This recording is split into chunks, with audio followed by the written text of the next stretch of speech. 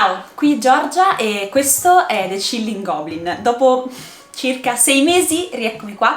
Perdonatemi la sparizione, alla fine questo è un posto chill e cozy, quindi prendo il tutto nella stessa maniera. Purtroppo però non lo è stato allo stesso modo questo 2025 e temo che andrà peggiorando, visto che queste sono state le premesse. Quindi no, non ho avuto né la voglia, né il piacere, né tantomeno il tempo di dedicarmi a YouTube, neanche sul mio canale principale dedicato ai libri, quindi sto riprendendo adesso con l'estate le fila del discorso, anche perché ho videogiocato, continuo a videogiocare e conto di farlo parecchio nelle prossime 3 settimane, ecco, quando finalmente sarò in ferie. In realtà avevo in mente altre cose, però diciamo che la sparizione richiede di tornare un po' ai contenuti standard, quindi parliamo dei prossimi giochi in uscita, per lo più cozy, in realtà sono praticamente tutti molto cozy, indie, che hanno attirato la mia attenzione, anche perché delle recenti uscite non ho giocato ancora tutto, l'ho giocato qualcosina, qualcosa è stato interessante, altri un po' meno. Sto adorando per esempio Date Everything, che però è buggatissimo su Switch, quindi sto aspettando il nuovo hotfix. Mi sono innamorata di Kingdom Come Deliverance 2, che ho giocato abbondantemente per 140 ore, quindi da questo lo sfondo del video di oggi, insomma. E ho ripreso in mano finalmente Bloom and Rage Lost Records. Quindi iniziamo parlando di che cosa è uscito in questi primi giorni di agosto, anche perché tra giugno e luglio ci sono state diverse conferenze, eventi, c'è stato il Summer Game Fest, vari direct di Nintendo, Wholesome Direct, oggi che registro questo video è il 7 di agosto e c'è stato un altro Indie Direct di Nintendo, quindi insomma come sempre abbiamo tante novità e tanti aggiornamenti in merito, ma iniziamo subito con un gioco che è uscito su Switch il 1 di agosto, infatti in realtà su Steam era già disponibile da ottobre-novembre dello scorso anno, ma mi è saltato all'occhio nel corso di uno degli ultimi direct di Nintendo, quindi volevo segnalarvelo. Sto parlando di Cloudy Valley. Questo giochino con animaletti carinissimi mi ha ricordato sin da subito a Short Hike, infatti vi imbarcherete in un'avventura estiva, si va in vacanza nell'arcipelago di Cloudy Valley, come si evince dal nome, ed è perfetto infatti per la portabilità Switch in questo periodo dell'anno, con una grafica molto semplice, colorata, con questi animalettini molto carini, e bisogna esplorare, immergersi in acqua, fare piccole quest, insomma molto molto leggero come titolo, ma sicuramente se ha almeno un briciolo della personalità di A Short Hike sarà sicuramente un gioco incredibile. Sulla pagina Steam, su quella di Nintendo eShop, si parla di dalle 2 alle 4 ore, quindi direi che siamo anche allineati col gioco che vi ho appena citato come esempio, come paragone. Si parla anche di una deliziosa colonna sonora, quindi io sono curiosa. Al momento è in sconto, ma solo fino ad oggi, 7 agosto, quindi probabilmente se attendete un altro poco lo troverete di nuovo a un prezzo bassissimo, considerando che comunque quello di partenza è 7 euro, perciò direi che si può fare. Ma torniamo a oggi, il giorno in cui sto registrando, ovvero il 7 di agosto, perché ho ben 3 giochini incredibili di cui parlarvi. Il primissimo è un titolo che avevo già menzionato diverse volte in precedenti video, quindi figuriamoci da quanto lo sto aspettando. Non l'ho ancora acquistato, ma aspetto un attimo perché ho veramente troppe cose da giocare, ma ci penserò a brevissimo con qualche sconto. Sto parlando di Tiny Bookshop. Ah, che meraviglia! Tra l'altro non è in early access, è un gioco completo e possiamo godercelo nella sua interezza. Con questa grafichetta deliziosa e pastello siamo in una libreria mobile, una libreria che si sposta e al cui interno avremo la possibilità di organizzare addirittura tutti i libri del catalogo, e sono libri veri, quindi cioè, se li si apre e si legge qualcosina di questi, cosa che si può fare, magari potreste essere incuriositi e andare in libreria per davvero a comprare il libro che vi ha stuzzicato. Ma non è soltanto un gioco gestionale, perché chiaramente bisogna gestire la propria libreria indipendente in riva al mare, ma è anche molto narrativo, il che mi rende felicissima perché è la componente videoludica che più ricerco attivamente. Infatti, se non ho capito male, gli abitanti del paesino, comunque delle città che avremo modo di visitare, o comunque le sue location, saranno anche dei clienti abituali, potremo scegliere di acquistare determinati libri sulla base delle richieste e via dicendo. Quindi Quindi il fatto che non solo io possa gestire una mia libreria, che è un sogno di qualsiasi lettrice, ma io possa anche interagire con i personaggi, avere spizzichi e bocconi della loro vita da lettori, ecco, questo mi entusiasma davvero moltissimo. Poi, come vi dicevo all'inizio, la grafica è davvero deliziosa e quindi aggiunge un tocco delicato e personale al titolo. Passiamo a qualcosa di più convenzionale e vicino in realtà a quello che è lo stereotipo del gioco cozy, ovvero un farming simulator. Sto parlando di Ritual of Raven, che, come si evince sia dal nome che dalla grafica, molto peculiare, mi piace, non è così standard come sembra, o meglio, in realtà si sta virando tantissimo verso una componente magica, fiabesca, da strega per quanto riguarda i farming simulator, però io gli voglio dare comunque una chance, voglio sentire che cosa hanno da dire le persone in merito, perché la grafica è molto carina, è diversa ma carina. Non so se lo chiamerei pixel art in questo caso. Vabbè, in ogni caso Ritual of Raven è un farming sim in cui però devi incantare i congegni arcani affinché coltivino loro per te la terra. Questo è molto smart. Dopo un rituale fallimentare che avrebbe dovuto aprire dei portali tra vari mondi, il nostro personaggio si ritrova a incontrare una strega del posto e come apprendista dovremo aiutarla a ritrovare il suo famiglio scomparso. Quindi insieme al nostro di famiglio invece, che è, indovinate un po', Raven, esatto, proprio lui, dovremo andare in cerca delle conoscenze e degli ingredienti necessari per eseguire dei potenti rituali. Bisogna compilare un libro delle ombre e trovare i guardiani dei portali per stabilizzare quelli che creano problemi al villaggio, ovviamente, come vi dicevo prima, incantando i congegni arcani. Che dire, carino, potenzialmente potrebbe essere una cagata e non essere un granché. Io in tutto ciò devo ritornare su Stardew Valley per vivere la vera esperienza del farming simulator per eccellenza, ma intanto ve la butto lì. Il terzo gioco, invece, in uscita il 7 di agosto, è Is This Seat Taken, che è un puzzle game un po' peculiare, nel senso che noi avremo per ogni livello dei rompicapi sempre più difficili che prevedono lo spostamento di questi cosini carini, non so neanche come chiamare, però sono carini, affinché vengano esaudite le loro richieste. E come dice il nome di questo gioco, ci dovremo domandare se il posto che loro tanto vogliono è occupato da qualcun altro o se rispecchia le specifiche richieste di poc'anzi. Quindi bisognerà spostare man mano tutti i personaggini all'interno dello scenario in questione, che può essere un autobus, un ristorante, una sala d'aspetto, e renderli il più contenti possibile. Da quel che ho visto in giro sembra che all'inizio i livelli siano molto facili, poi in realtà per ottenere il completamento definitivo del livello, comunque tutti gli achievement, non lo so, in realtà bisogna ingegnarsi un pochino, però già il fatto che bisogna soddisfare i desideri di questi cosetti è divertente, proprio perché rispecchiano i desideri umani, il dramma di dove sedersi quando si va in un luogo pubblico o anche quando si è in compagnia di amici. A fine mese invece, il 27 di agosto, uscirà un nuovo capitolo della serie Story of Seasons, che in realtà è un remake se non ho capito male, e si tratta di Grand Bazaar. Ne ho sentito parlare bene all'estero, nel senso che pare non essere il solito della serie, o che comunque gli aspetti di rinnovamento rispetto a quello che è il franchise siano effettivamente ben gestiti. Infatti in questo caso non si tratta solo della classica dinamica di coltivo le mie melanzane, le mie barbabietole da zucchero, le vado poi a posizionare negli appositi cestini o sui banconi altrui. In questo caso il bancone del bazar è a tutti gli effetti il nostro, e quindi la dinamica di vendita si complica o comunque stratifica ulteriormente grazie all'inserimento di questa parte di gameplay, che appunto prevede un certo impegno da parte nostra per far sì che il mercato di Zephyria, se non ricordo male si chiama così, ritorni fiorente come un tempo. Ora, io non sono, vi devo dire la verità, super fan della serie di Story of Seasons, o meglio, ero fan di Harvest Moon, ok? Io ho iniziato ad amare i farming simulator da piccolina con Harvest Moon per Nintendo DS.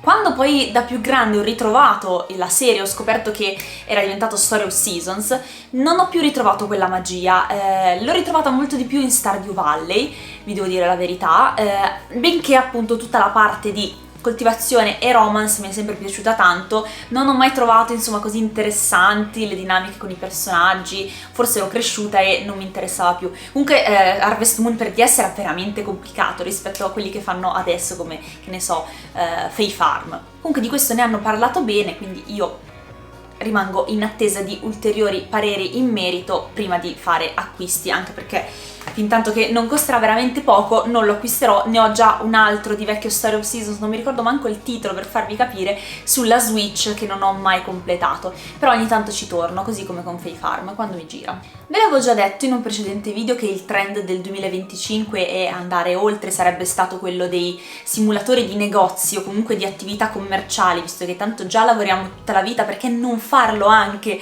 nel nostro tempo libero?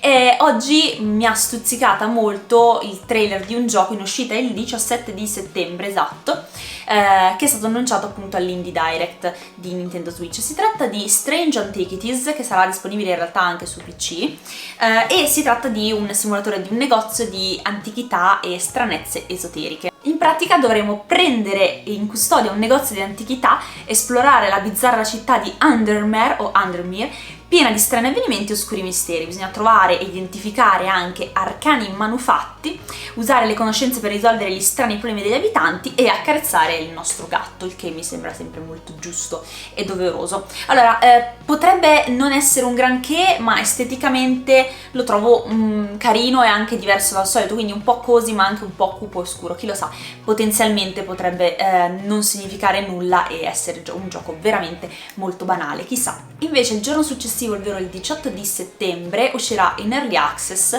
che palle, questa cosa poi ne andremo a parlare in un altro video, Goblin Cleanup. Allora, anche questo una cagata conclamata, ok? Ma vi spiego la ratio alla base della mia presentazione all'interno di questo video. Graficamente, in realtà, è molto carino, cioè poteva essere peggio. E che cosa mi piace di questo gioco? Non solo il fatto che si debba pulire, perché pulire e basta, senza una storia, senza alcun tipo di sfida, lo trovo francamente noioso, e il fatto è che devi farlo cercando di non morire. Questo sì che è figo, bravi, perché siamo all'interno di un dungeon e quindi bisogna fare pulizia, sistemare tutto quanto il bordello degli avventurieri, mentre intanto ci sono ancora mostri e insomma minacce all'orizzonte. Molto carina questa idea, e tra l'altro è anche cooperativo, si può giocare fino a 4 giocatori. Boh, non lo so, io ve lo segnalo perché non sembra così male, ma ha anche quel livello aggiuntivo di stranezza e cosa carina che puoi anche morire, e quindi bisogna stare attenti, cioè così ma non troppo, con un po' di sfida, altrimenti che palle. L'ultimo gioco con una data abbastanza certa di uscita di cui vi voglio parlare, benché in Early Access, è Paralives, che arriverà l'8 di dicembre. Ora, è uscito in Early Access sempre, nel primo trimestre di quest'anno, in Zoe, gioco che è stato ovviamente hypato tantissimo, con un sacco di chiacchiere, un sacco di video eccetera eccetera, di cui però sul lungo termine ho sentito parlare veramente poco, forse perché siamo sommersi da troppi giochi, forse perché non è effettivamente un granché, non lo so, non l'ho ancora provato sinceramente, perché per un gioco in Early Access io 40 euro non li spendo, mi dispiace, se il gioco non è finito io i miei soldi non li voglio tirare fuori. Detto ciò, Paralives invece sembra molto più simile rispetto a Inzoi alla versione migliorata di The Sims che tutti vorremmo. E dalle immagini del trailer e da quello che ci è stato condiviso sulle azioni che si possono fare sul nostro personaggio e con gli altri personaggi, ecco, forse non è graficamente figo come in Zoe, ma presenta diversificazione di gameplay maggiore, che è quello che in giochi che sono proprio simulatori di vita ricerchiamo attivamente. Non lo so, lo scopriremo probabilmente solo strada facendo verso il finire dell'anno. Passiamo infine a giochi che non hanno una data precisa di uscita, che sono in arrivo, innanzitutto con quelli del finire del 2025, credo. E partiamo da Fishbowl, gioco attorno al quale ho percepito un sacco di entusiasmo, che all'inizio non mi entusiasmava a livello grafico, però potrebbe essere carino. Io ve lo vado a menzionare perché potrebbe avere del potenziale. Noi interpretiamo Halo, una ragazza di 21 anni che vive da sola dopo la perdita della nonna e deve cercare un pochino, insomma, di raccogliere un po' i pezzi, insomma, e andare avanti con la sua vita. Innanzitutto lei lavora come video editor per una celebrità molto famosa e noi vivremo proprio le task quotidiane della sua giornata lavorativa, come, non ho capito se è freelance o se è ambientato tipo nel periodo della pandemia in cui tutti siamo, insomma, distanti.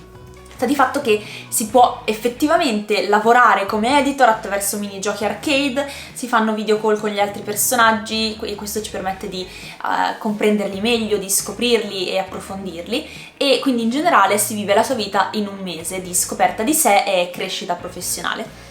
Boh, non lo so, scopriremo. Questo gioco sicuramente esce sul finire del 2025, infatti è programmato per questo inverno, e sto parlando di Winter Burrow, che carino, che carino. Allora, graficamente molto peculiare, è un survival game che parla di un topino che torna alla sua casa d'infanzia ma non trova nessuno, quindi innanzitutto deve capire come sopravvivere all'interno di questo mondo, con tutte le complicazioni dovute magari da insetti che lo attaccano, il fatto che deve mangiare, sopravvivere banalmente, ma anche ritrovare la sua famiglia per capire che cosa è successo.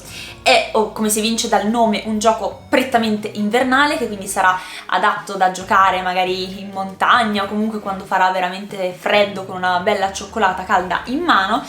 Non so quanto possa essere così, ma a me dà quelle vibrazioni lì, nel senso che magari il fatto che sia survival implica quella sfida in più che io non disdegno, anche perché io mi rilasso anche giocando a Hades, nell'andare ad ammazzare Ade e a parlare poi con Thanatos. E a proposito di topolini, io quando ho visto questo gioco con questa grafica 3D pazzesca secondo me, molto molto carina, ho detto no vabbè, lo voglio giocare. Sto parlando di Ela, in arrivo nel 2026. Tutto sarà visto attraverso gli occhi di questo topolino in un'avventura attraverso paesaggi mozzafiato ispirati alla Scandinavia, niente po' di meno. Bisogna risolvere enigmi e in generale sarà una storia in cui la narrazione si intreccia con la bellezza della natura. Infatti sono rimasta particolarmente affascinata da questo aspetto, da quanto è stato bello, carino e rilassante il trailer. Molto di esplorazione, mi dà l'idea di un gioco coccola, molto coccola. Vanno i topini quest'anno, un altro trend interessante. Io poi vi devo segnalare assolutamente questo videogioco perché secondo me è un'estetica pazzesca, ma non è, credo, rilassante per niente, anche perché è in stile Metroidvania. Sto parlando di Well Dweller, che è un gioco dark ispirato un po' a una fiaba in cui siamo questo piccolo uccellino, raga, vanno di moda gli animali, l'abbiamo capito, con un regno distrutto, e noi interpretiamo Glimmer, che ha questa sua arma sulla schiena e vuole bruciare la regina corrotta. Cioè, bellissimo. Esteticamente lo trovo davvero affascinante, appunto ricorda una fiaba oscura e molto cupa, ma credo che possa essere qualcosa di diverso rispetto ai soliti giochi in cui mi imbatto, anche per provare qualcosa di nuovo, anche perché io un Metroidvania non so da quanto lo tocco, se l'ho mai toccato, boh. E a proposito di trend e elementi ricorrenti, io ne ho notato un altro, ovvero la commistione tra i generi, che secondo me è una cosa molto figa e anche in letteratura mi piace tanto, perché permette insomma di togliere quelle aspettative e magari la noia che sopraggiunge nel momento in cui hai giocato 3000 Farming Simulator. E stiamo parlando proprio di Farming Simulator, perché secondo me rischiano di venire a noia dopo un certo punto, a meno che riescano a dare quel guizzo in più. Quindi vi porto due titoli, di uno ve ne ho già parlato in realtà, e si tratta di Grave Seasons, in cui noi interpretiamo un carcerato appena uscito di prigione, che ha la sua vita tranquilla, cerca quantomeno di averla, di coltivare i campi eccetera, ma c'è un serial killer in città e hanno rilasciato finalmente un trailer. Forse l'ultima volta che ne abbiamo parlato questo non c'era neanche. E la cosa bella è che, come tutti i Farming Simulator, c'è la possibilità di fare la romance con diversi personaggi del paesino, ma ci sono due cose molto fighe. La prima è che a ogni gameplay l'assassino cambia, quindi potrebbe essere diversi personaggi, e l'altra cosa bella è che potenzialmente potresti star facendo la romance con l'assassino, e c'è anche un twist ancora più dark rispetto a questa nota thriller e insomma da serial killer, che in realtà la parte più murder mystery è legata al soprannaturale, quindi un po' mi ricorda appunto Lost Records, Bloom and Rage, per citare un gioco di cui stavamo parlando prima. Io sono appena entrata nella parte paranormale del gioco e mi sto cacando sotto. Bello che si possa avere qualche innovazione in giochi che sembravano essere insomma troppo ripetitivi, troppo uguali tra loro.